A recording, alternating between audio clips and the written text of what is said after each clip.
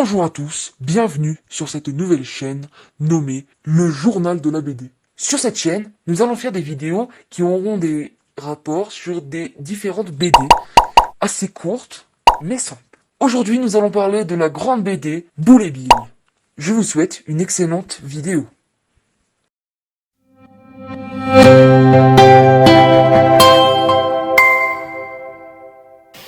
Le premier tome de Boule et Bill est sorti dans les éditions Dupuis en 1962 et comptait 60 pages.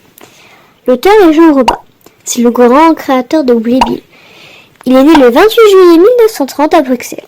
Robin dessine depuis tout petit, à l'envers avec de l'aquarelle, ou de l'acrylique, ou même de l'encre de Chine. Bref, un artiste.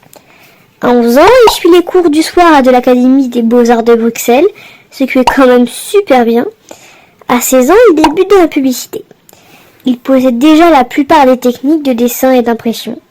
Il entre dans un studio spécialisé dans le dessin publicitaire. Pour lui, sa vie est déjà tracée. C'est André Franquin, dit Franquin, le dessinateur de Gaston Lagaffe, qui détourne finalement Jean Robin de la publicité.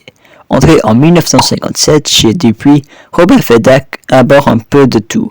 Il réalise quelques illustrations pour le magazine Bonne Soirée, également édité par Dupuis. Franquin lui apprend les ficelles du métier de la BD et l'embarque dans 3 aventures de Spirou et Fantasio, Tambour Tabou, les hommes boules et les petits formats.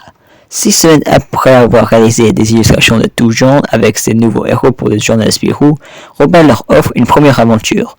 Boule contre les mini-requins voit l'apparition officielle du personnage que nous avons tous en tête. Un garçon du nom de Boule, salopette bleue, t-shirt jaune, vient de naître.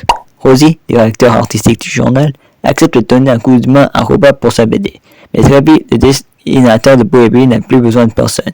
Après une seconde d'histoire complète, il se lance comme son maître Franquin tête baissée dans sa BD, pendant plus de 40 ans.